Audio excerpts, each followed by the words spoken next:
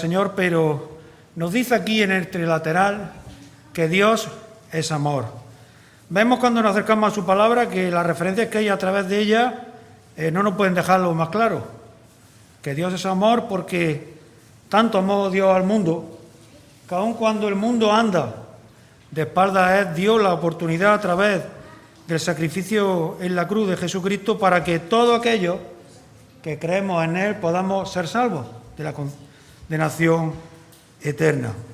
El Señor presenta el amor a través de Cristo para el hombre y demanda a cada uno de nosotros que se refleje ese amor a través de nosotros hacia el mundo, principalmente hacia nuestros hermanos, pero también hacia el mundo.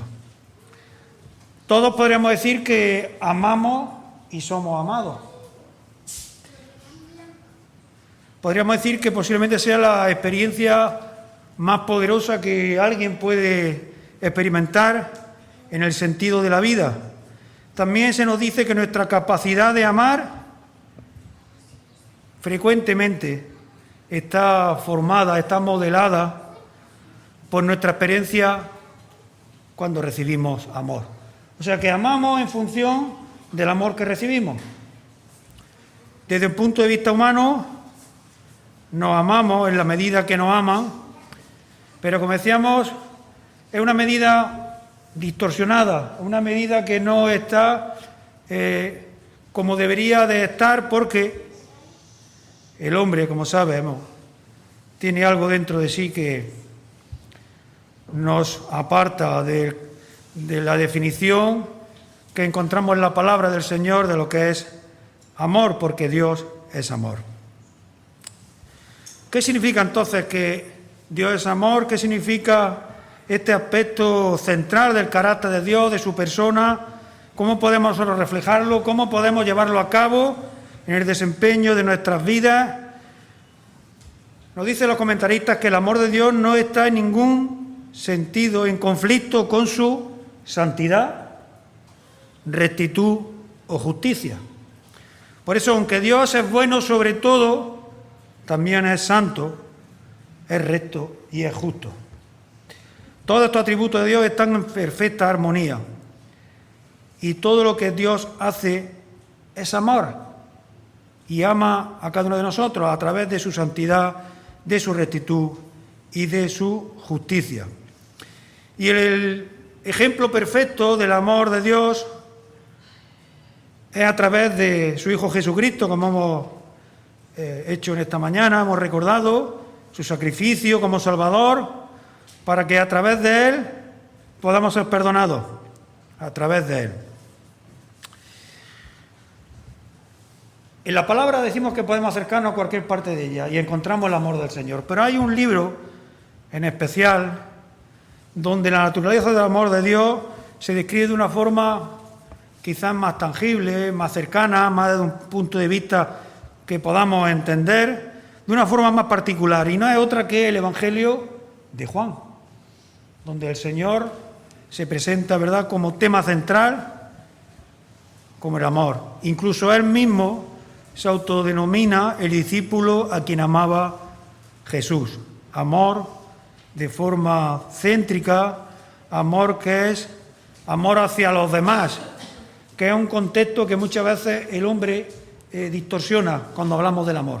Porque cuando hablamos de amor hablamos de que nos amen a nosotros y nosotros amar, pero en esa medida. Jesús, cuando estuvo en esta tierra, dejó muy claro qué era lo que demandaba el Señor de cada uno de nosotros. Dice Mateo en 22, 36 al 40, preguntándole a su discípulo: Maestro, ¿cuál es el gran mandamiento en la ley? Y Jesús le dijo: amarás al Señor tu Dios con todo tu corazón, con toda tu alma y con toda tu mente. Una exigencia que el Señor demanda de cada uno de nosotros: amarlo con todo nuestro corazón, con toda nuestra alma y con toda nuestra mente. Dice, este es el primer y grande mandamiento. Y el segundo es semejante: amarás a tu prójimo como a ti mismo. En estos dos mandamientos depende toda la ley y los profetas. O sea, el decálogo, esos 10 mandamientos que el Señor nos da, se recogen en estos 2 simples mandamientos, por decirle algo simple, ¿verdad? Amar al Señor sobre todas las cosas, con todo nuestro corazón, nuestra alma, nuestra mente y nuestra fuerza, como también se recogen en otros paralelos, que desde un punto de vista humano, pues nos quiere decir que debemos amar al Señor con todo lo que tengamos, ¿verdad? Pero hay algo que aquí que Jesús añade, que dice que amarás a tu prójimo como a ti mismo. Es una demanda de parte del Señor hacia cada uno de nosotros, donde cómo podremos presentarnos delante de alguien y amarlo como nosotros amamos a nosotros mismos. Dice Pablo en Gálatas 5:14, porque toda la ley se resume en un solo mandamiento: ama a tu prójimo como a ti mismo. Es una demanda que el Señor tiene para cada uno de nosotros. No podemos amar a otros sino de la manera que queremos que ellos nos amen a nosotros. El Señor empieza ya a demandar, ¿verdad?, algo que no siempre es fácil de hacer. Pero aún más, dice Juan, el evangelista Juan, capítulo 13, del 33 al 35, dice: Hijo, le siguió diciendo Jesús a sus discípulos, no voy a estar con vosotros más que un poco más. Y como les dije a los judíos, os lo digo a vosotros ahora, no podéis ir a donde yo voy. Os doy un nuevo mandamiento, que os améis unos a otros, que también vosotros améis entre vosotros, como yo os he amado. En esto reconocerán todos que sois mis discípulos, si existe este amor entre vosotros. Viene a decir lo mismo que decía Mateo, pero lo amplía, ¿verdad?, en algo que ya nos hace pensar, meditar y ver en la proporción que el Señor manda a cada uno de nosotros que amemos a los demás. Ama a tu prójimo como a ti mismo. El Señor ahora viene a implementarlo y nos dice que nos amemos unos a otros como yo os he amado. Y esa forma de amor, esa forma de amar era desconocida hasta ese momento aquí en la tierra. Un mandamiento nuevo os doy. Pues deciros que no era un mandamiento nuevo. Un mandamiento nuevo quiere decir algo que es totalmente nuevo en el concepto de que no ha existido, de que nunca ha estado presente, ¿verdad? Pero lo que el Señor quiere decir es que una idea más en un concepto renovado, en un concepto que había, ¿verdad?, sido contaminado por el hombre y que quiere el Señor que alcance una mejor condición, una manera más perfecta de acercarnos a aquel. Y dice Levítico 19:18, no busques vengarte, ni guardes rencor contra tu hermano israelita, sino que ama a tu prójimo como a ti mismo, yo soy el Señor. Nuevo no era el amar al prójimo, ¿verdad?, como a ti mismo. Pero sí era nuevo el amar al prójimo como el Señor Jesucristo nos ama a cada uno de nosotros. Un mandamiento nuevo en el sentido del concepto de amar a alguien, no como nos amamos nosotros, sino como el Señor nos amó a nosotros. Una nueva base, un nuevo parámetro para poder comprobar si estamos amando como corresponde. El amor que demanda el Señor para cada uno de los que son nuestros prójimos es el amor con que entregó a Jesucristo en la cruz. Y ese amor, hermanos, cuesta. Ese amor no es el amor recíproco que recibimos unos de otros. Ese amor es un amor en sacrificio. Es un amor que demanda, ¿verdad?, esfuerzo, sacrificio y muchas veces dolor. Y en virtud de esa muerte, el Señor, a través del amor que tiene para cada uno de nosotros, es la nueva norma que debe morar en nuestra vida. Es la nueva norma de ética y conducta hacia los demás. Es la nueva norma para medir si estamos cumpliendo con las demandas del Señor. Decir, como decían algunos comentaristas, que es un concepto revolucionario en el contexto de amar en el mundo y más aún para nosotros, porque sabemos que aunque lo intentemos, nunca lo vamos a alcanzar. Pero la demanda está ahí y no podemos por eso de relajarnos o decir que ya lo hemos cumplido. Ahora debemos amar a otros basándonos en el amor que Jesucristo tuvo por cada uno de nosotros. Dice Marcos, en el Evangelio, capítulo 12, 29 a 31, que el primero, ¿verdad? El primer mandamiento de todo es: oye Israel, Señor, nuestro Dios es el único Señor. Ama al Señor tu Dios con todo tu corazón, con toda tu alma, con toda tu mente, con todas tus fuerzas. Pero hay un segundo mandamiento: ama a tu prójimo como a ti mismo. Ningún mandamiento más importante que esto. Recogiendo lo que ya habíamos dicho, también nos decíamos antes, con todas tus fuerzas. Amar al Señor con la capacidad, ¿verdad?, que Él nos da, y como también nos dice igual que amemos a nuestro prójimo como a nosotros mismos. Amar a aquellos que nos aman, desde el punto de vista humano, es lo natural, ¿verdad? Nos dan amor, damos amor. Pero el concepto del Señor de amor va mucho más allá. El concepto del Señor de amor es que debemos amar a los que no nos aman. Debemos de amar a aquellos que nos hacen daño. Debemos de amar a aquellos que procuran nuestro mal, que nos aborrecen. Y entonces es un contexto, que decíamos antes, que es revolucionario, porque desde el punto de vista humano es imposible casi de entender. Este mandamiento de Cristo en su forma, ¿verdad?, es totalmente revolucionario, porque nos está demandando algo que va casi en contra de nuestro propio sentir. Amarás a tu prójimo como a ti mismo, si el prójimo me ama a mí, pero si no me ama, si es mi enemigo, pues también el Señor nos demanda que lo amemos, porque nos dice que os améis unos a otros como yo os he amado. Y el Señor nos amó siendo su enemigo, andando de espaldas a Él, no cumpliendo, ¿verdad?, con su voluntad. Debemos amarnos unos a otros como el Señor nos amó.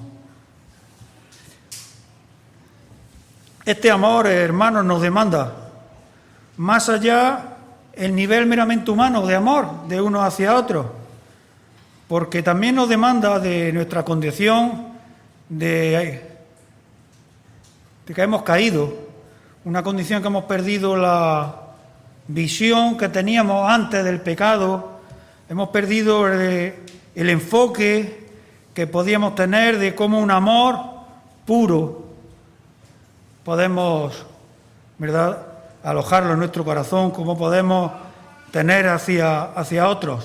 El Señor demanda para cada uno de nosotros que tengamos un amor de 4 dimensiones. Nos dice Pablo en Efesios 3, 18 y 19, y que así puedan comprender con todo el pueblo santo cuán ancho, largo, alto y profundo es el amor de Cristo. Pido pues que conozcan ese amor, que es mucho más grande que todo cuanto podamos conocer, para que lleguen a colmarse de la plenitud total de Dios. Un amor que desborda, ¿verdad?, todo. Dios amó a este mundo hasta el extremo que este mundo, siendo enemigo suyo, dio a su Hijo. Dice la palabra del Señor también que nadie tiene mayor amor que este, que uno ponga su vida por sus amigos. Pero el Señor nos está diciendo, y el Señor fue lo que hizo, que sobre todo cuando uno pone su vida para convertir a aquellos que son sus enemigos en sus amigos. Y eso es lo que hemos celebrado aquí en esta mañana, que el Señor puso su vida para aquellos que éramos sus enemigos, convertirnos en sus amigos. Y es lo que el Señor demanda también de cada uno de nosotros para cada uno de nuestros prójimos. Dice Pablo en Romanos, de 6 al 11, pues cuando nosotros éramos incapaces de alcanzar la salvación, Cristo a su debido tiempo murió por los pecadores. No es fácil que alguien se deje matar en lugar de otra persona, ni siquiera en lugar de una persona justa, aunque quizás alguien estaría dispuesto a morir por la persona a quien ama. Pero Dios prueba que nos ama en que cuando todavía éramos pecadores y enemigos suyos, Cristo murió por nosotros. Y ahora, después que Dios nos ha hecho justos mediante la muerte de Cristo, con mayor razón seremos salvos del castigo final por medio de Él. Porque si Dios, cuando todavía éramos sus enemigos, nos reconcilió consigo mismo mediante la muerte de su Hijo, con mayor razón seremos salvos por su vida, ahora que ya estamos reconciliados con Él. Y no solo esto, sino que también nos gloriamos en Dios mediante nuestro Señor Jesucristo, pues por Cristo hemos recibido ahora la reconciliación, el perdón de los pecados y la vida eterna. Un nivel de amor que aún en nuestros mejores momentos, en nuestros mejores días, donde nos sintamos más amorosos con aquellos que nos rodean, no vamos a ser capaces de alcanzar. Pero ahí está la demanda que el Señor pide a cada uno de nosotros. Inalcanzable, pero ahí está la demanda que el Señor nos pide para que en ningún momento cejemos en el esfuerzo y creamos que ya la hemos conseguido. Es un mandamiento nuevo en intensidad, profundidad, motivación, y lo tenemos en el ejemplo de Cristo para cada uno de nosotros. Dice primera de Juan 3, 16 y 18, dice que conocemos lo que es el amor porque Cristo Jesucristo dio su vida por nosotros. Así también nosotros debemos dar la vida por nuestros hermanos. Pues si uno es rico y ve que su hermano necesita ayuda, pero no se la da, ¿cómo puede tener amor de Dios en su corazón? Hijos míos, que nuestro amor no sea solamente de palabras, sino que se demuestre con hechos. Amarnos como el Señor hizo. Porque el amor, aunque es algo intangible en su definición, es algo totalmente tangible cuando lo expresamos hacia otros, cómo los cuidamos y cómo nos comportamos con ellos. El Señor nos amó de una manera que es poco menos que imposible de amar para cada uno de nosotros, porque el Señor amó a sus discípulos y amó a este mundo sin el menor egoísmo, para nada.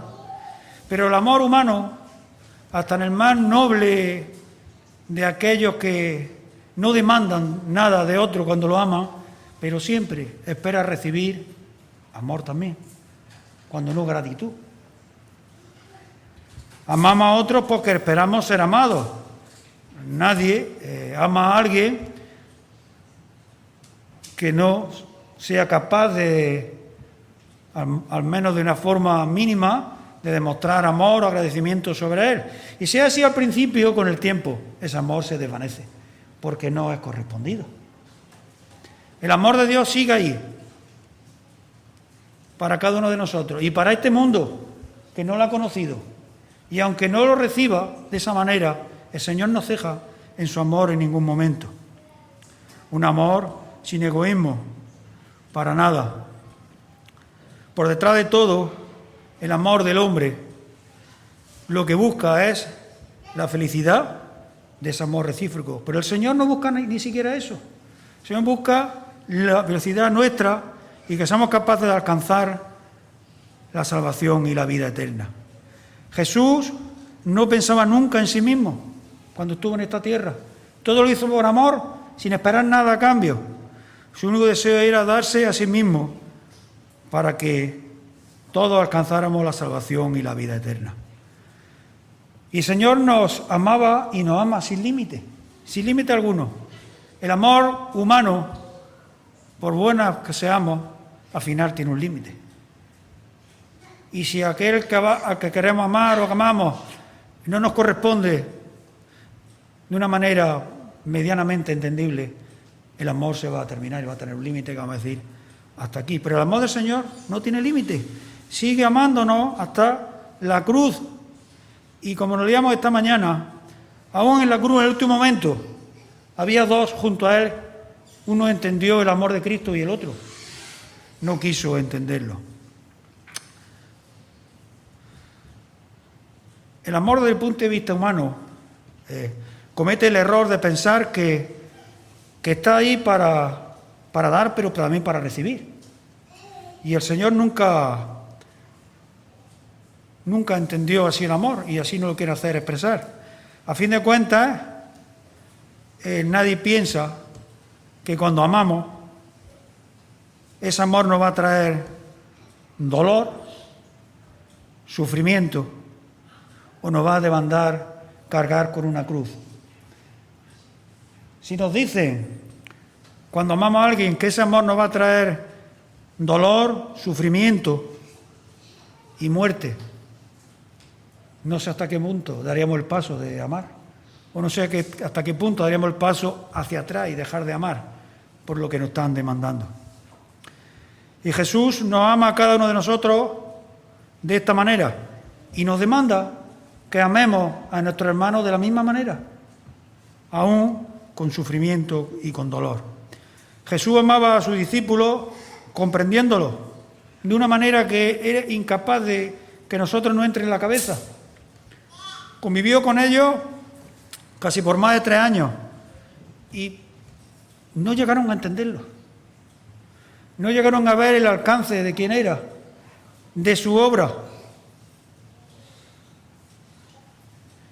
Más allá de esto, los amó perdonándolos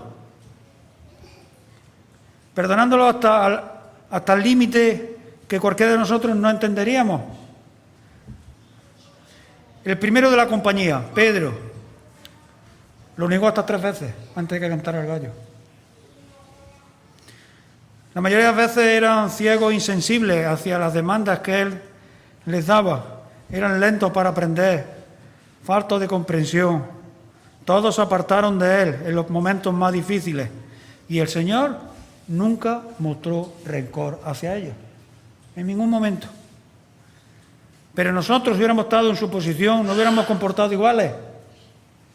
No nos olvidemos nunca que fueron escogidos por el Maestro y que eran los más idóneos para después desarrollar lo que el Señor le iba a encomendar. Pero es verdad lo que presenta la palabra. Lo dejaron solo en la cruz. Y el Señor los perdonó. El amor, hermanos, que no ha aprendido a perdonar no puede hacer más que marchitarse y morir, porque el amor se cimienta en el perdón. Si no somos capaces de perdonar, no somos capaces de amar.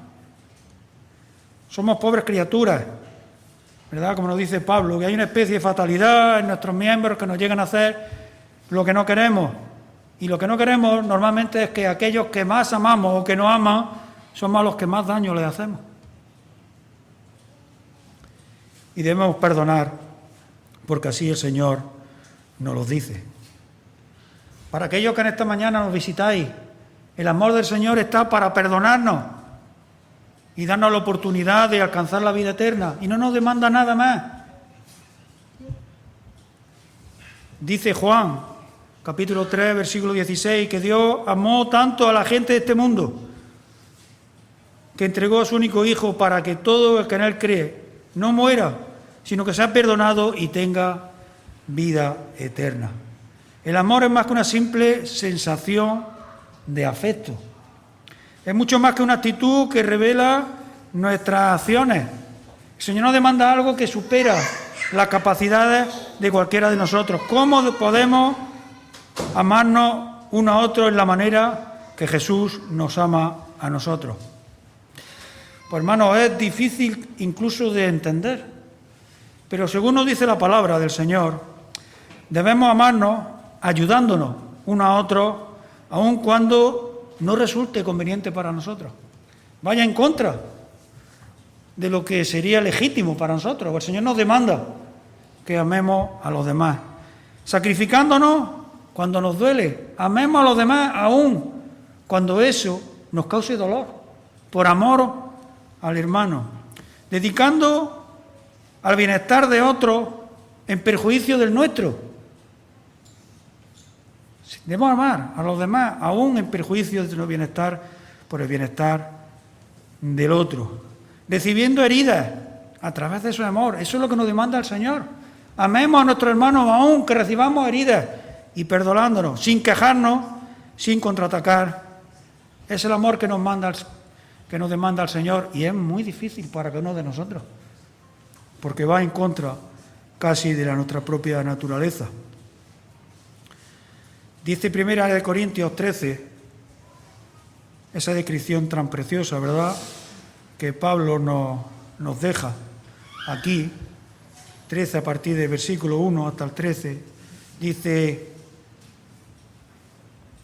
si yo hablase lenguas humanas y angélicas, pero no tengo amor, ello ha llegado a ser como metal que resuena o címbalo que retiñe. Y si tuviera el don de la profecía y entendiera todos los misterios y todos los conocimientos, y si tuviera toda la fe como no para trasladar montañas, pero no tengo amor, nada soy. Y si diera todos mis bienes para dar de comer a los pobres y entregara mi cuerpo para ser quemado, pero no tengo amor, de nada me aprovecha. Y dice Pablo, ahora describiendo el amor es paciente, bondadoso, el amor no tiene envidia, el amor no es jactancioso, no es arrogante, no se porta indecorosamente, no busca lo suyo, no se irrita, no toma en cuenta el mal recibido, no se regocija de la injusticia, sino que se alegra con la verdad. Todo lo sufre, todo lo cree, todo lo espera, todo lo soporta. El amor nunca deja de ser, pero si hay dones de profecía, se acabarán. Si hay lengua, cesarán. Si hay conocimiento, se acabará. Porque en parte conocemos y en parte profetizamos, pero cuando venga lo perfecto, lo incompleto se acabará. Cuando yo era niño, hablaba como niño, pensaba como niño, razonaba como niño, pero cuando llegué a ser hombre, dejé las cosas de niño. Porque ahora vemos por un espejo veladamente, pero entonces veremos cara a cara. Ahora conozco en parte, pero entonces conoceré plenamente como he sido conocido. Y ahora permanecen la fe, la esperanza y el amor. Estos tres, pero el mayor de ellos, el amor. Más que la fe y más que la esperanza. El amor. Y es lo que el Señor nos demanda a cada uno de nosotros en esta mañana, porque Él ya lo ha demostrado a través de Jesucristo para cada uno de nosotros. Hemos de tener amor manifiesto, tenerlo en la raíz de nuestro corazón como hábito, tener un amor generoso que se olvida de todo y lo da todo. El amor, hermano, es una asignatura pendiente y que nunca la vamos a aprobar, pero no podemos dejar de estudiar y no podemos dejar de practicar. Es la prueba del discipulado, es la prueba que el Señor nos demanda en cada momento de nuestra vida, es una decisión de compromiso, una manera de comportarse, un amor que nos demanda el Señor sin límite, constante, espontáneo, que vela por los mejores intereses del ser amado.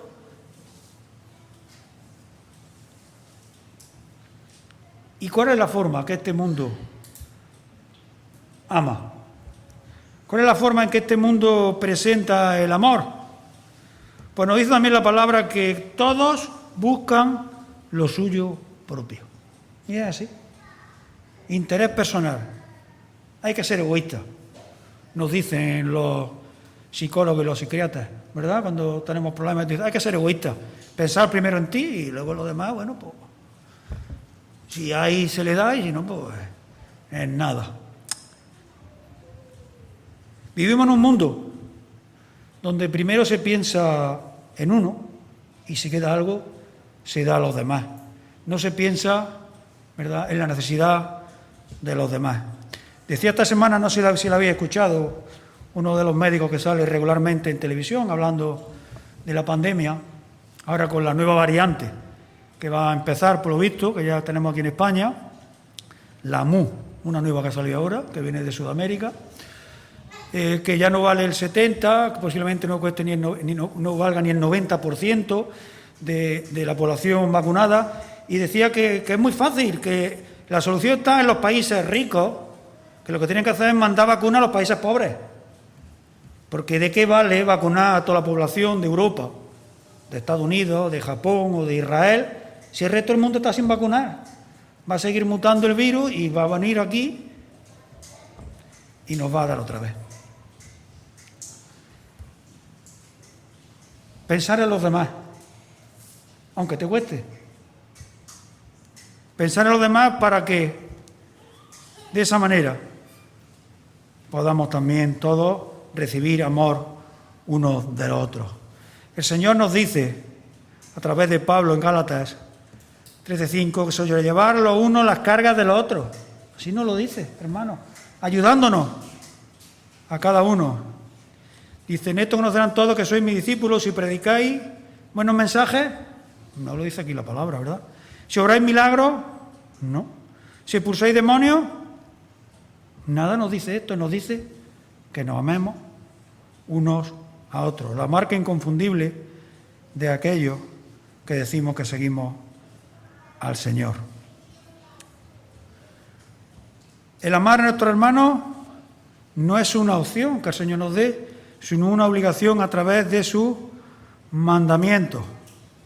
Dice Juan en su primera epístola, y con esto ya vamos terminando, 3:14 y 4:20, que nosotros hemos pasado de muerte a vida, y lo sabemos porque amamos a nuestros hermanos.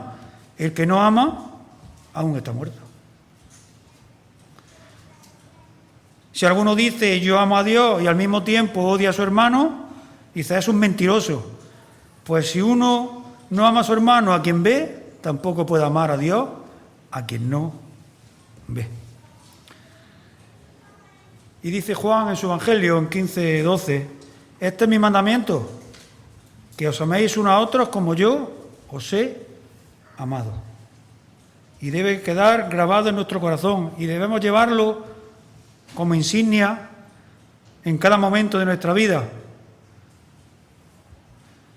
Y sigue diciendo Juan en su primera epístola, en 3:11, porque este es el mensaje que habéis oído desde el principio de todo, que nos amemos unos a otros. Y sigue diciendo Juan en su primera epístola, en 4:21, y nosotros tenemos este mandamiento de él, que el que ama a Dios, ame también a su hermano. ¿Quién ama a Dios y es capaz de decir que no ama a su hermano? Y Pedro en su primera epístola 4:8 nos dice, y ante todo tened entre vosotros, ¿el qué dice? Ferviente amor, porque el amor cubrirá multitud de pecados. Hermanos, servir a Dios y amigos no es una obligación, es un privilegio para cada uno de nosotros. Y el amar a nuestros hermanos no es una opción, sino un mandato del Señor y por lo tanto una obligación. Y para terminar, Efesios 4, del 29 al 30, ninguna palabra corrompida salga de vuestra boca, sino lo que sea buena para la necesaria edificación, a fin de dar gracias a los oyentes. Y no contristéis al Espíritu Santo de Dios, con el cual fuisteis sellados para el día de la redención. Quítense de vosotros toda amargura, enojo, ira, gritería y maledicencia, y toda malicia.